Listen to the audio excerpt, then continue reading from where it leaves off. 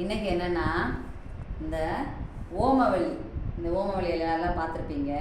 இந்த ஓமவல்லி வந்து எங்கள் மாடியில் வச்சுருந்தோம். நாங்கள் அந்த மாடியில் வச்சுருந்தப்ப இந்த ஒரு கிளை மட்டும் கீழே ஒடிஞ்சு விழுகிற மாதிரி இருக்கவும், இது எப்போனா கிட்டத்தட்ட பொங்கலுக்கு முன்னாடி ஜனவரி 15க்கு முன்னாடி ஒரு 12 தேதி இருக்குன்னு வச்சுக்கோங்களேன்.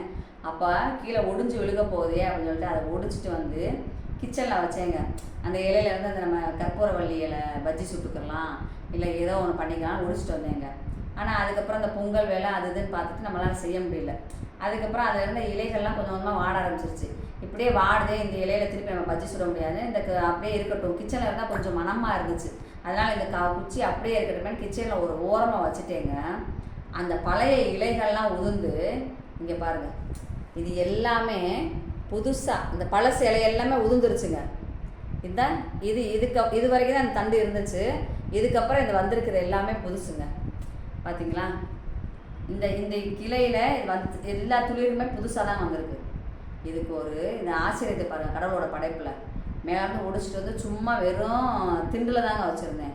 இதுக்கு மண் இல்லை, தண்ணி இல்லை, சூரிய வெளிச்சமும் இல்லை, வெறும் காற்று மட்டும்தாங்க அது கிடச்சிருக்கு. ஆனால் இது பாருங்கள், பழைய இலைகள்லாம் போய் புதுசாக துளிர் விட்டு வளர்ந்துருக்கு.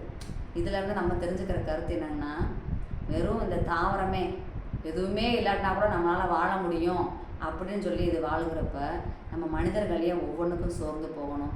ஒரு தோல்வி வந்த உடனே அவ்வளோ பேர் நம்ம தன்னம்பிக்கையை இழக்கணும். எதுக்கும் நம்ம சோர்ந்து போகக்கூடாது, நம்ம தன்னம்பிக்கை இழக்கக்கூடாது. நம்மளால் முடியும் அப்படின்னு ஒவ்வொன்றுக்கும் நம்ம வெகுண்டெழுந்து நம்ம உழைச்சோம்னா நம்மளுக்கு கண்டிப்பாக உறுதி வெற்றி. நன்றி, வணக்கம். வாழ்க்கை வாழ்வதற்கே.